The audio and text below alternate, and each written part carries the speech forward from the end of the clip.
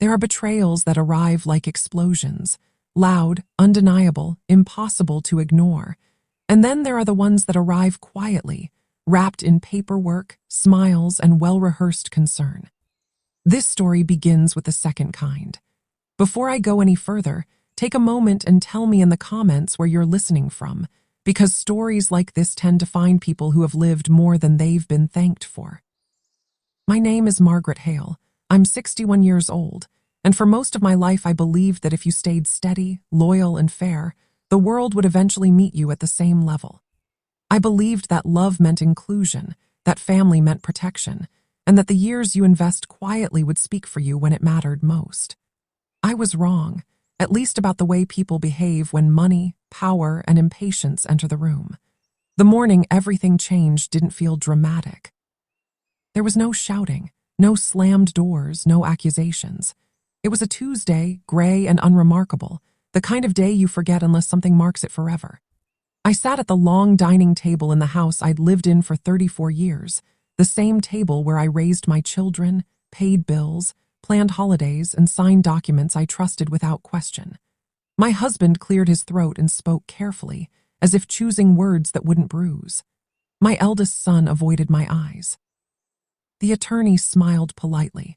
They told me it was temporary, that it was for efficiency, that I deserved to rest. They told me they had made some adjustments, financial ones, legal ones, nothing I needed to worry about. And as they spoke, I realized something chilling. This conversation had been practiced. Decisions had already been made. My role in my own life had been quietly rewritten while I was busy being dependable.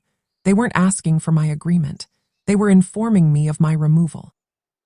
Not from the family, not officially, but from relevance, authority, and ownership. And as I listened, calm on the outside, something precise and irreversible settled inside me. They thought they were ending a chapter. What they didn't understand was that they had just given me the clarity I'd never allowed myself before. This wasn't the beginning of a fight. It was the beginning of a reckoning. What made that moment unbearable wasn't just the betrayal itself. It was how familiar it felt in hindsight. As they spoke, my mind began stitching together years of small dismissals I had excused as stress, ambition, or generational differences. The late-night meetings my husband insisted were necessary. The way my sons had slowly stopped asking my opinion and started informing me of decisions instead. The legal documents I'd been encouraged to sign quickly because the lawyer already reviewed everything. I had been the architect of my own invisibility, trained over decades to smooth tension, to trust the people I loved more than my own instincts. I had been raised to believe that strong women held families together by absorbing discomfort quietly, and I had done that well, too well. I remembered how I'd paused that morning, pen hovering over the page, a flicker of doubt passing through me before I signed. I remembered silencing that doubt because I didn't want to appear paranoid, difficult, or ungrateful. That single decision echoed now like a gunshot delayed by years. When the attorney finally stopped talking, no one asked if I had questions. No one asked if I understood. My husband reached for my hand, a gesture meant to look reassuring, and I let him take it, but only long enough to feel how distant it had become. In that instant, something shifted. I wasn't panicking. I wasn't angry. I was awake. I realized they had mistaken my patience for permission, my loyalty for weakness, my silence for surrender.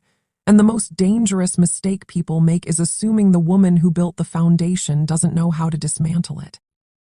As they stood up, confident the matter was settled, I stayed seated, watching them leave the room that had once been mine. I didn't follow. I didn't argue. I didn't protest. Because the truth was simpler and far more powerful. I didn't need their approval to reclaim what they had underestimated. I needed time, precision, and the willingness to stop protecting people who had stopped protecting me. And as the house fell quiet again, I made myself a promise I would not break. This would be the last decision about my life made without my consent. That night, sleep didn't come easily, but not because I was spiraling. It was because my mind was working with a clarity I hadn't felt in years. I lay awake staring at the ceiling, replaying conversations, emails, moments I had brushed aside because confronting them would have disrupted the version of peace I was trying to preserve. I realized how carefully my world had been rearranged without my knowledge. Accounts shifted, responsibilities reassigned, decisions reframed as already handled. It wasn't chaos, it was calculated. And that realization changed everything.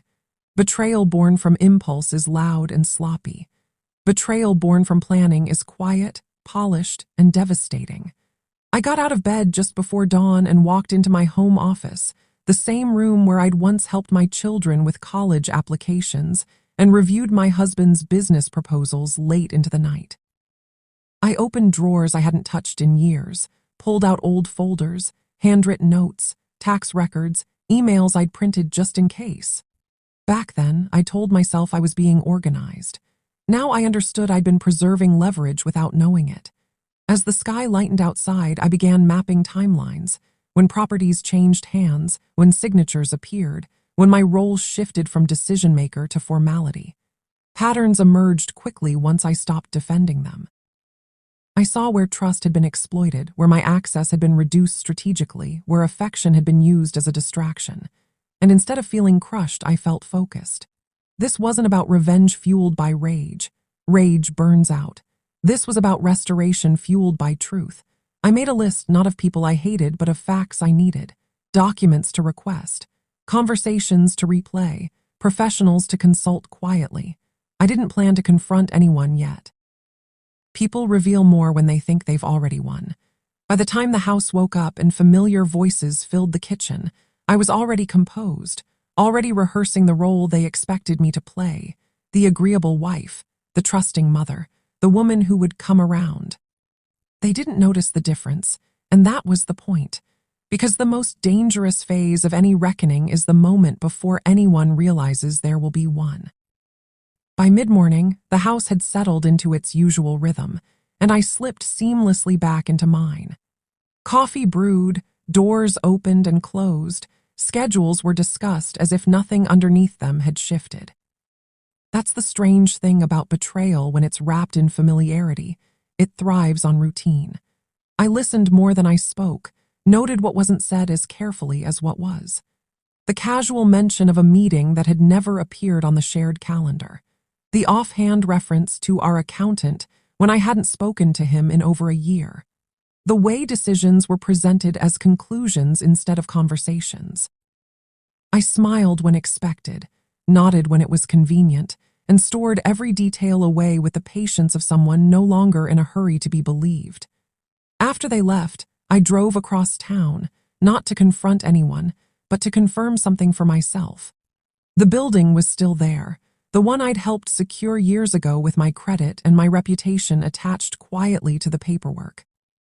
I sat in the parking lot longer than necessary, watching people come and go, realizing how often I'd trusted proximity to mean inclusion. Inside, the receptionist greeted me politely, a little too politely, the way people do when they recognize you but aren't sure where you stand anymore. I didn't correct her assumptions. I asked for copies, framed my request as routine, professional, unremarkable. And because systems are built to respond to calm authority, not emotion, she complied. Page by page, the story became undeniable. Titles adjusted. Percentages reallocated. My name present just enough to be useful, absent where it mattered. This wasn't an oversight, it was architecture. As I left with the folder tucked under my arm, I felt something settle in me that I hadn't felt in a long time. Certainty. Not the fragile kind that needs reassurance, but the quiet kind that doesn't announce itself. Whatever they thought they were protecting, whatever future they'd planned without me, had been built on the assumption that I would never look too closely. They were wrong. And the most ironic part was this: I didn't need to raise my voice, threaten, or accuse to dismantle what they'd done. I just needed to let the truth sit exactly where it belonged and wait, because structures built on silence don't collapse from noise. They collapse when the person who was underestimated decides to stand still and stop carrying the weight for everyone else. That afternoon, I didn't go home right away. I drove aimlessly at first, letting the city blur past the windshield, until the movement slowed the noise in my head. It struck me how many years I'd spent being efficient for everyone else, solving problems before they were acknowledged, smoothing tensions before they became visible, adjusting my expectations so others wouldn't feel uncomfortable. I had mistaken that skill for safety. In reality, it had made me invisible. I pulled into a small cafe I'd never visited before, ordered a coffee I didn't need, and sat by the window with the folder open in front of me. I wasn't angry in the way people expect anger to look. There was no shaking, no urge to confront. Instead, there was a strange clarity, as if a fog had lifted and revealed the landscape exactly as it was, uneven, unfair, but navigable. I began to outline timelines in my head, not as revenge fantasies, but as logistics. What was signed when? Who benefited first? Which decisions required my consent and which had quietly bypassed it? Betrayal loses much of its power once you stop reacting to it emotionally and start treating it as information. And I had more information now than they realized. When I finally returned home, the house felt different, not hostile, not warm, just hollow. I noticed how often my presence had been taken for granted, how many systems functioned smoothly because I designed them that way. That night, while everyone slept, I sat at the dining table with my laptop and began doing something I hadn't done in years. I planned for myself, not loudly, not impulsively, carefully, methodically. I reviewed documents, cross-checked dates, and drafted emails I wouldn't send yet. I wasn't plotting destruction, I was restoring balance. And somewhere between the quiet hum of the refrigerator and the soft glow of the screen, I realized the truth they never saw coming. This wasn't the moment I broke. This was the moment I stopped holding everything together for people who never intended to hold me at all. Over the next few days, I moved through my routines with a calm that confused everyone around me. I answered messages politely, attended meetings on time, and spoke only when necessary. From the outside, nothing had changed, but internally, I had shifted from participant to observer. That distance gave me an advantage I'd never had before.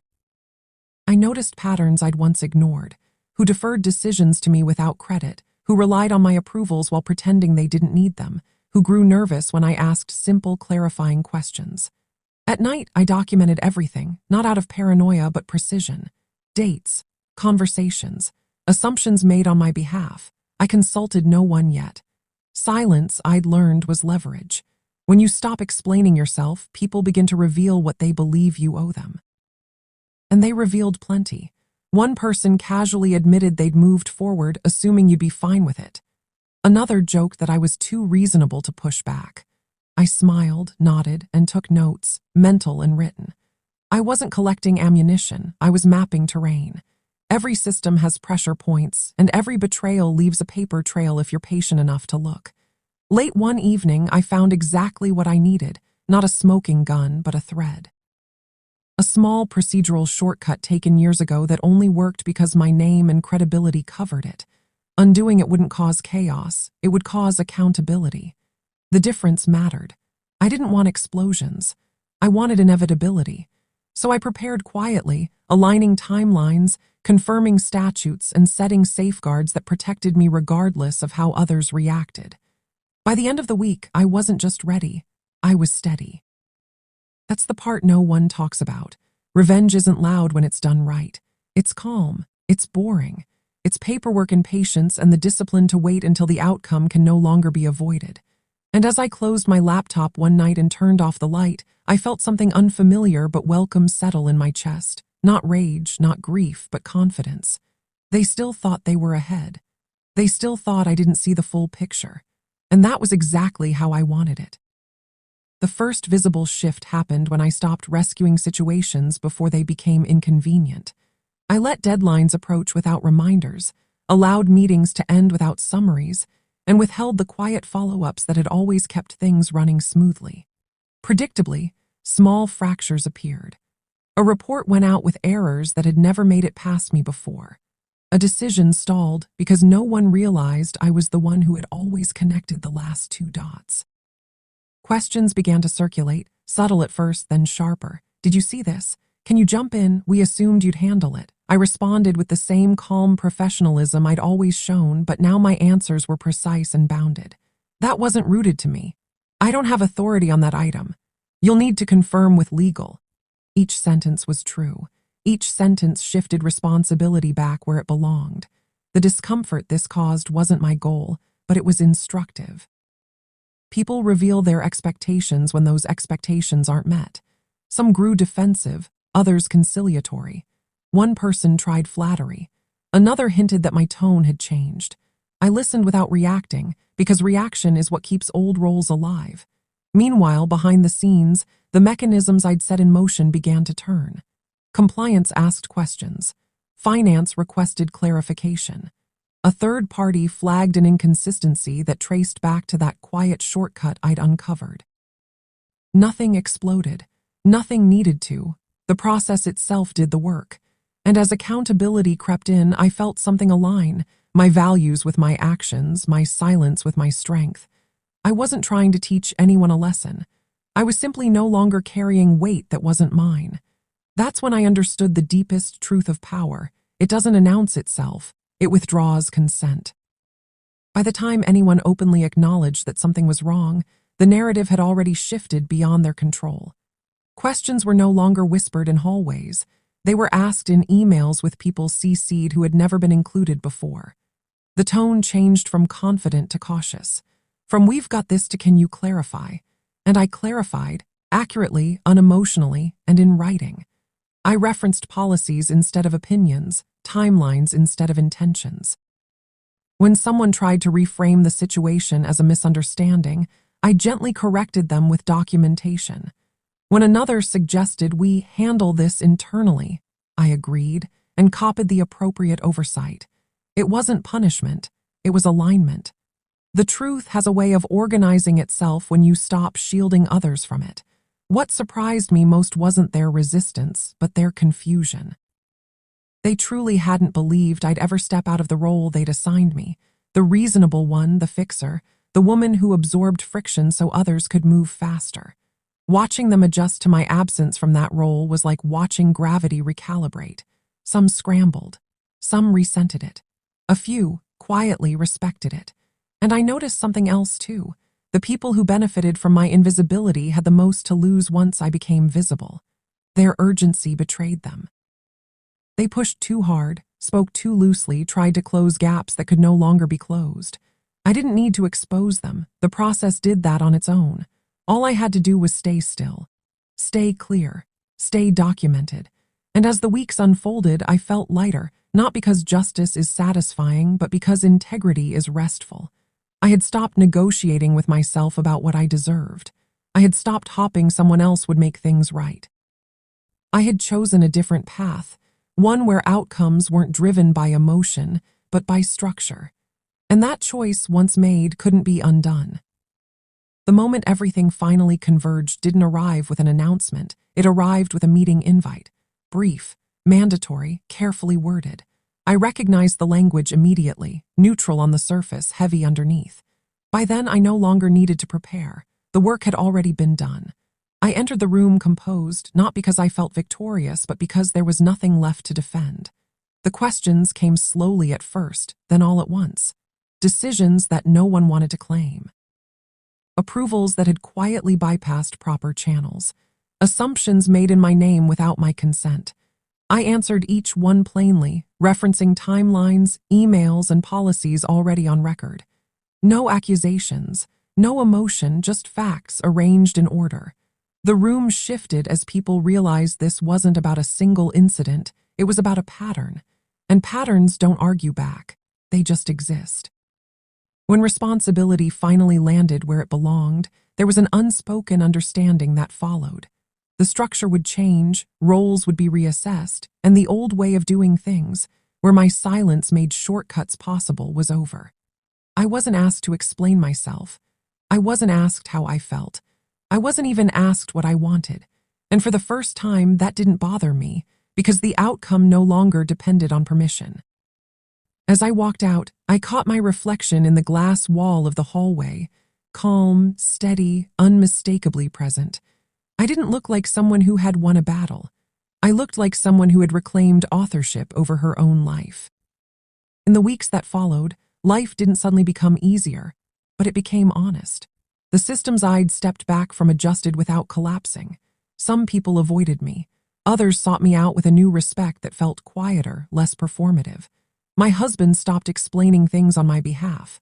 My son started asking questions instead of making assumptions. Nothing was repaired overnight, and I wasn't interested in pretending it was. What mattered was that the ground beneath me felt solid again. I reclaimed my time deliberately, choosing where my energy went and where it didn't. I stopped volunteering for roles that required my silence in exchange for inclusion. I read more, walked more, slept better. And every so often I'd think back to that gray Tuesday morning, the dining table, the practiced smiles, the certainty with which they believed my chapter had closed. I didn't resent them for it anymore. Resentment requires continued attachment, and I had moved on from that. What I felt instead was resolve, the kind that comes from knowing you survived not by becoming harder, but by becoming clearer. This wasn't a story about revenge in the way people expect. No shouting, no spectacle, no dramatic exit. It was about a woman who recognized the moment she was being erased and chose, quietly and decisively, to write herself back in. And that choice changed everything.